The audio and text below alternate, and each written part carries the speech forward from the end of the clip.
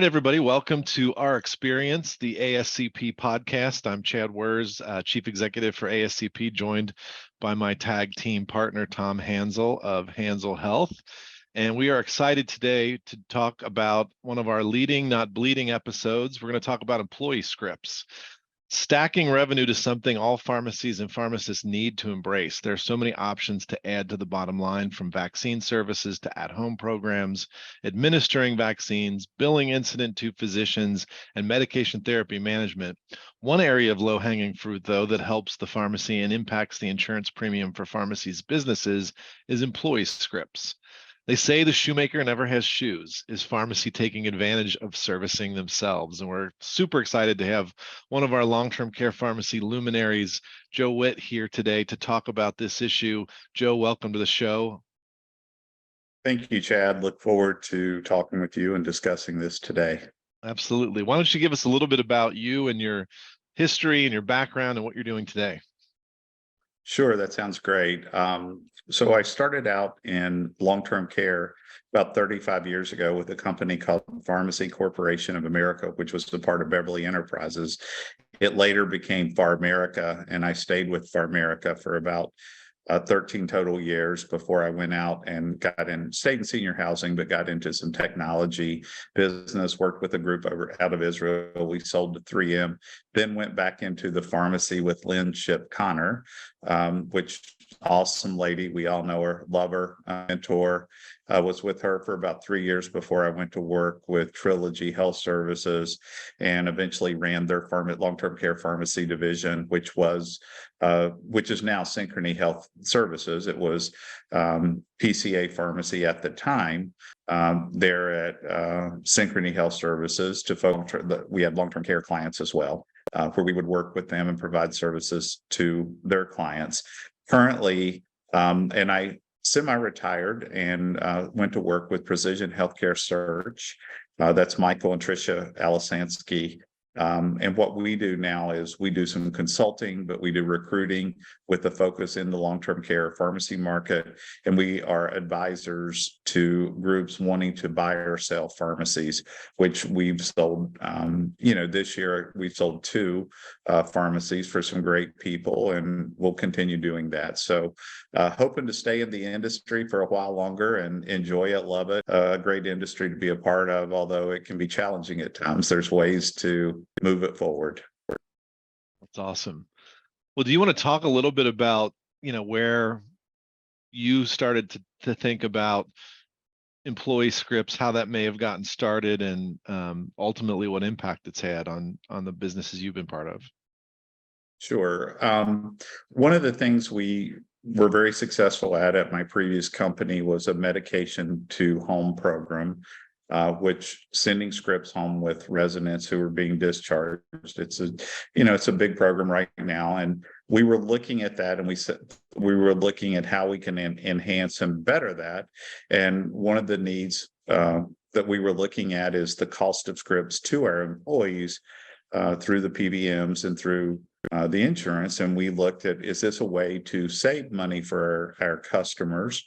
And is this a way to add scripts to our business and grow our business?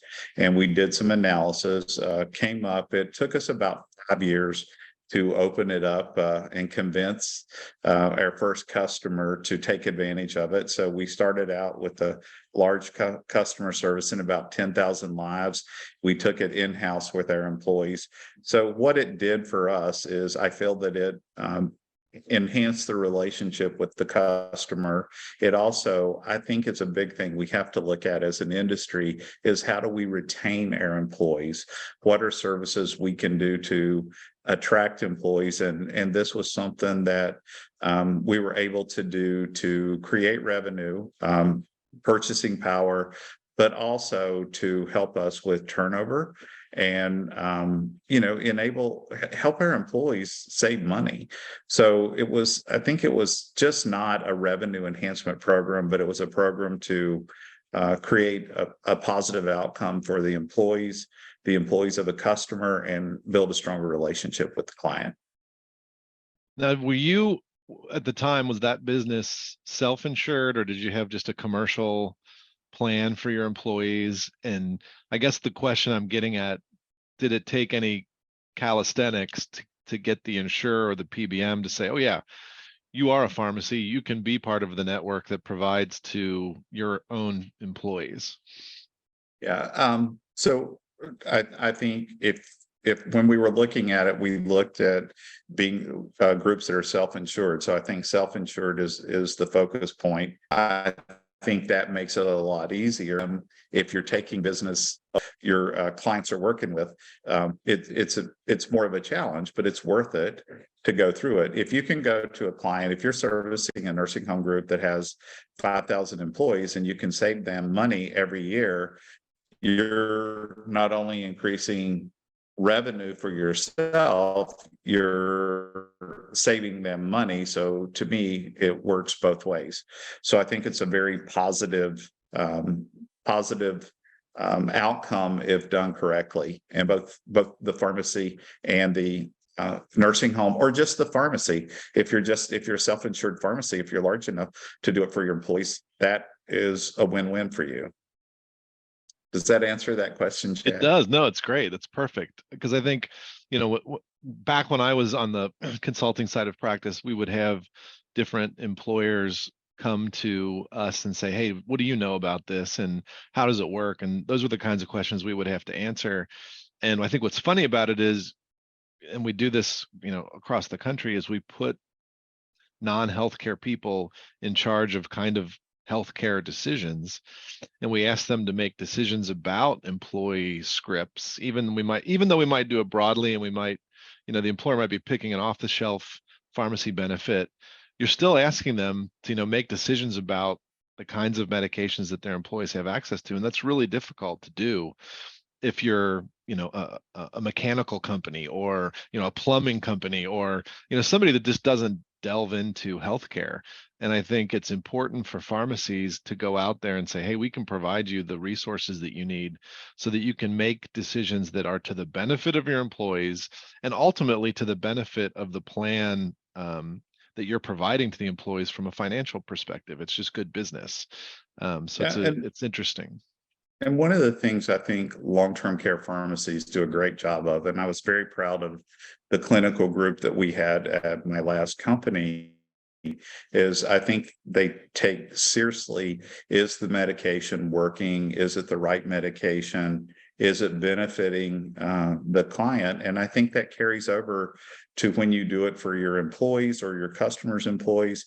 I think you're giving them an overall better service and a better clinical picture of the medications they're on. Are they necessary medications? And, I've seen it in my own personal experience where the pharmacist worked with me to get a script changed or get something reduced that really benefited me. So I think it's in our DNA to be clinically focused as long-term care pharmacists. And so when we go and move into a different direction, I think it's a focal point, and we do a better job than any of the other pharmacies that could be competing with us for these employees.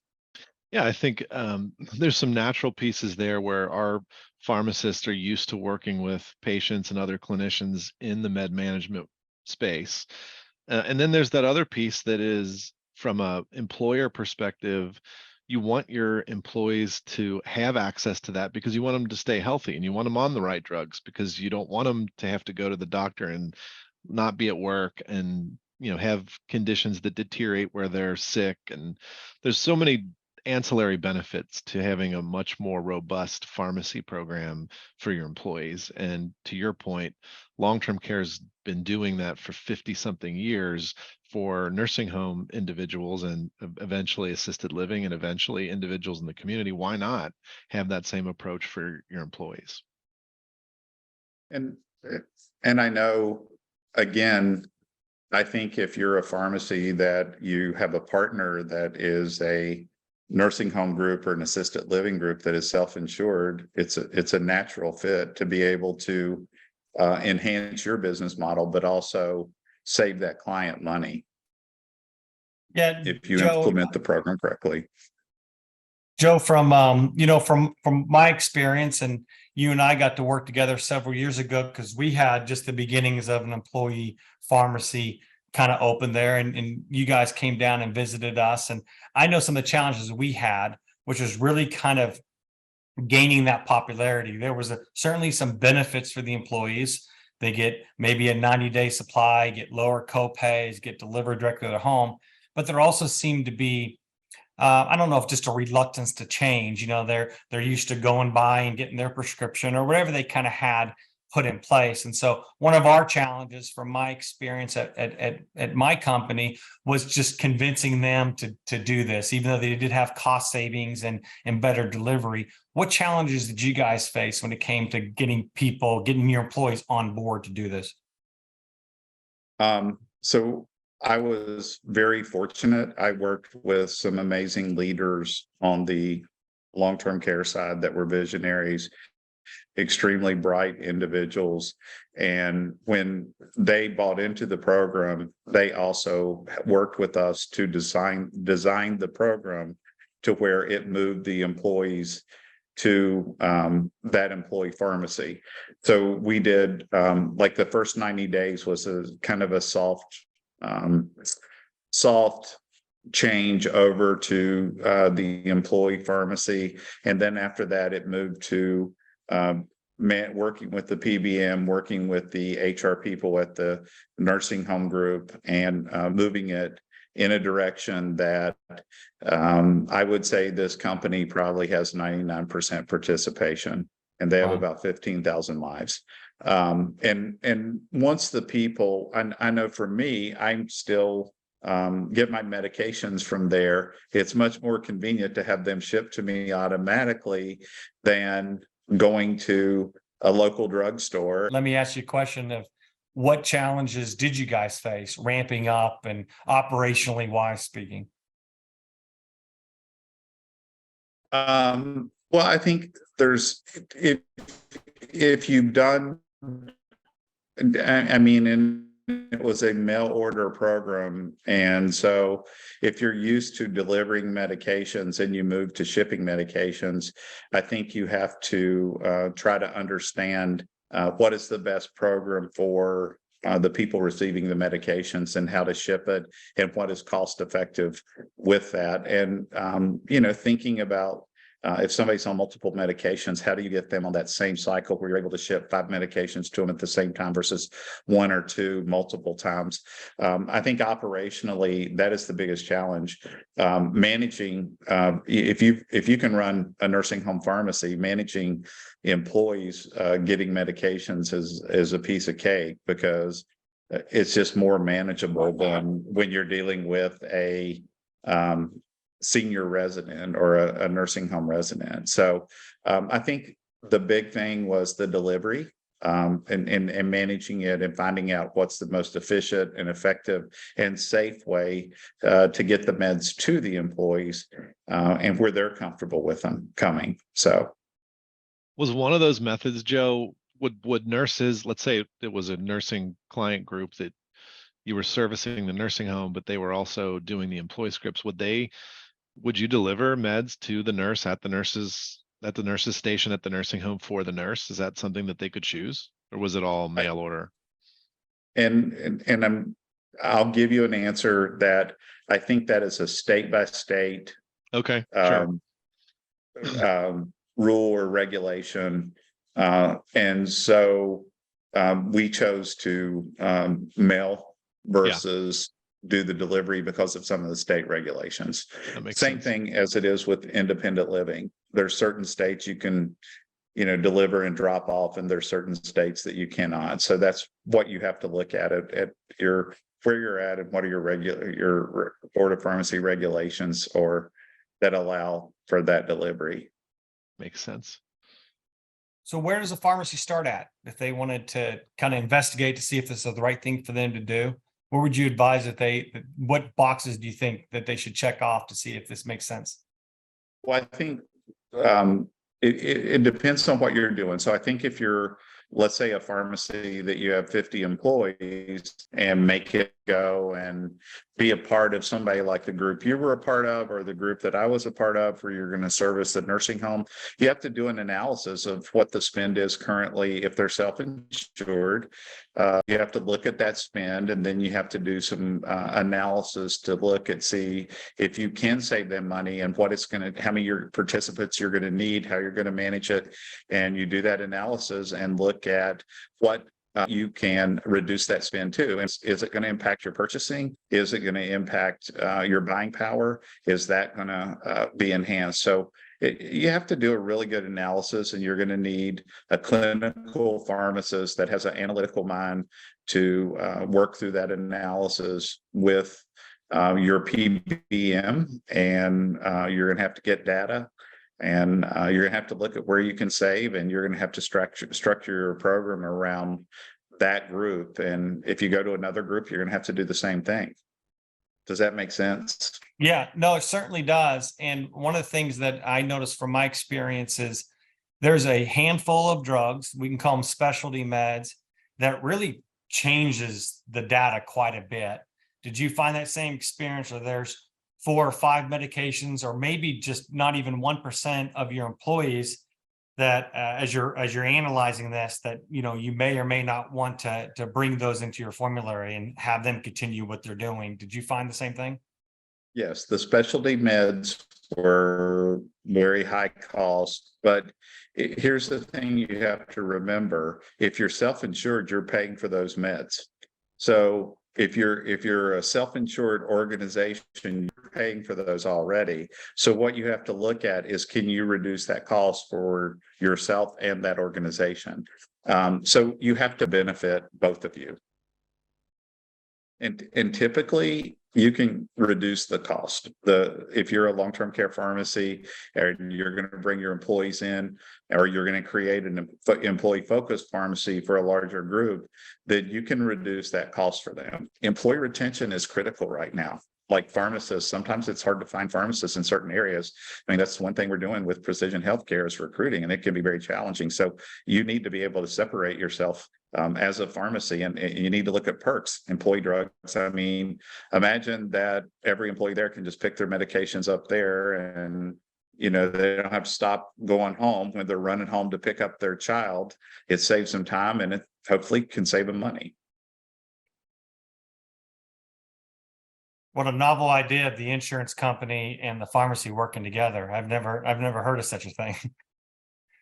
Well, and you have to have a person on your side that's going to be very aggressive with the other group. Yeah. And you have to have the support from the leaders. That's what you need. You have to have that. If you're a long-term care pharmacy, I was fortunate. I had amazing leaders. Do you have any sense, Joe, and I don't want to be too proprietary or descriptive, but what could it add to the bottom line of a pharmacy, maybe in a percentage, or maybe you could speak of it in terms of how many people were enrolled and what that did for the pharmacy? Because I think most pharmacies, like we started the top of the hour, they're looking for ways to add some revenue. What could this do to a pharmacy? Well, I think it totally depends on how many lives you're going to save. Yeah. So you have to look at two things. You can look at adding revenue, but you have to also look, is it going to benefit your buying power or your cost? So in this industry, you're going to make your margin based on your buying, because you're dictated what you're going to get reimbursed, pretty much.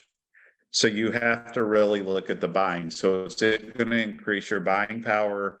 Is it going to help you overall with putting you into a different category? I think it depends on the number of lives you're going to serve. If you're a pharmacy that has 50 people, it's not going to make a major difference. But if you're a pharmacy that has 50 people and you're a part of a nursing home chain that has 8,000 lives, and you're going to service those and get a lot of those, it's going to make a big difference. You're probably going to be able to save 0.5% to 1% on your buying, and you're probably going to be able to increase your revenue by a couple 100,000. No, that's a perfect answer. Thank Yeah. you. That's great. No, that makes a lot of sense. And I think a lot of, again, pharmacies may have heard of this, but thinking about it in terms of your client, I think is a good way to think about it. Yeah, and if you have self-insured clients, that's key. But Right. again, I'm going to go back to the whole employee retention. It costs a lot of you're right. money to lose an employee, and it costs a lot of money to hire an employee. And we were very, very big on culture. I was a big culture person. We had great Glassdoor ratings when I was there, and we tried to do everything we could to enhance the employee relation. And we had, a pretty good turnover. Compared to the industry, and I think that can save you money, and I think Tons. it's critical. And I know we helped employees. If you have an employee with a child with a disease that's on a specialty medication, and it's a pharmacy tech who's making $20 an hour, and that the medications is costing $600 a month, and you can get it to them for $100, you're helping them. That's a major benefit. They're going to stay with you because they're not going to get that somewhere else. That's a great example. That's awesome. That's cool.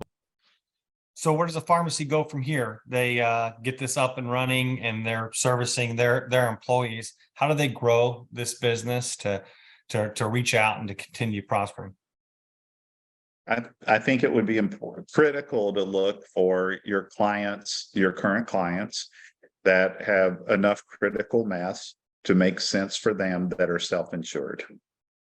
And if you are a pharmacy that is a part of a nursing home chain, then you need to work together with the leaders of that chain to explain the benefits of it.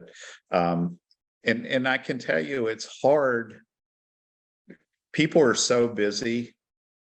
If you don't get them at the right time and the right mindset, they don't like change. The one thing about nursing homes is they do not like change. And this is a change for them. And they're going to look at why it won't work instead of how it can work. But if you can get to them to be able to do the analysis and show that you're going to save them $500,000, $600,000, $700,000 a year, they need that right now. Mm-hmm. They need all the money they can get because their reimbursement is not where it needs to be. I mean, we're not it's just not where it needs to be right now. Well, and even extending on your original point, they're struggling with staff also. So if they can add a benefit that in turn helps somebody with a child that has a $600 med get that med for $100, that is helping them retain their employees as well. Not to mention the fact that if they're not part of your organization, but they're a client of your pharmacy, it's another tether that ties them to your business and makes it, a much more stronger value add. There's just so many good things about it. Yeah. And again, I'll go back to, I think the long-term care pharmacies do a phenomenal job of being great clinicians. And I think with some of the other, the mail order and the retail have, I think they're so busy, they don't always have time to do the clinical checks that we're doing in long-term care. And I think that's a key selling point, that let's say that you go to a customer and they have 200 employees that have issues with diabetes. Could you create a positive program with them together, a clinical program that would help those employees and keep them at work, and save money for that way? I mean, there's a lot of things you can do with it if you just look at it. I think if you go to somebody, they'll say, "Oh, our PBM does that." You have to ask for the results. Let's compare results, because they're not doing it. I mean, the insurance companies have they have a lot of bells and whistles, but they don't have their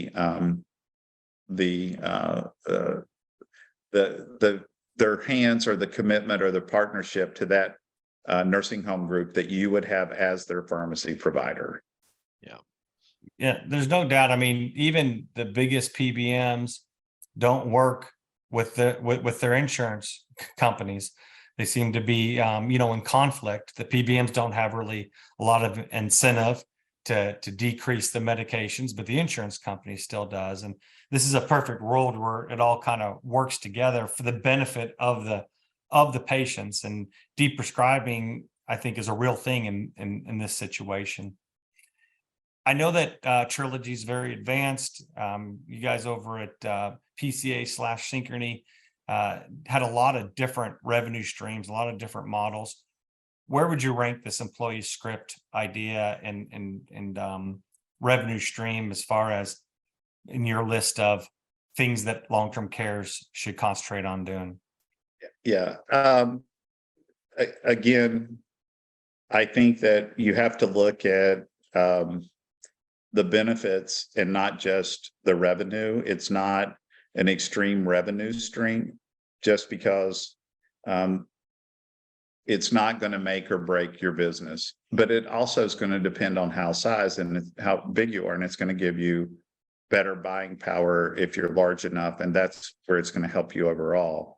I would, say that, with what we were doing when I was there, it would have been, I would have ranked it number 2 behind the long-term care because of the benefits it gave the employees. And the overall return on investment of it, not just the revenue, but the employee retention, the buying power, and that being able to look and take some of the other programs to the next level through that. And I don't know where they're at with that, but they're a great organization. Well, that's awesome. And I think, first of all, thanks for being generous with your time. Joe, thanks for being in this industry as long as you've been in this industry and being an innovator and a mover and a shaker. That's what makes long-term care pharmacy so unique.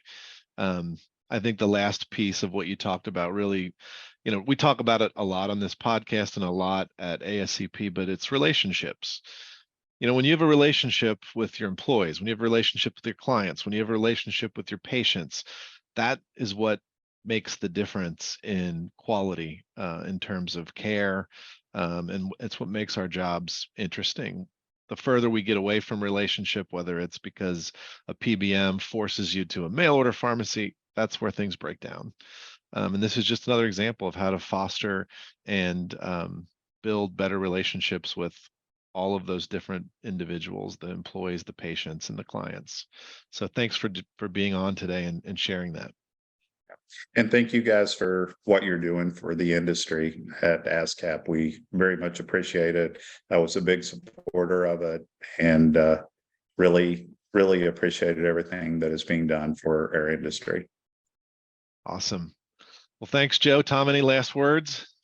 No, just thank you, Joe. I've known you for a long time, and I've always enjoyed learning from you and spending time with you. So just to reiterate what Chad said, thank you for a career of great ideas and great leadership in our industry.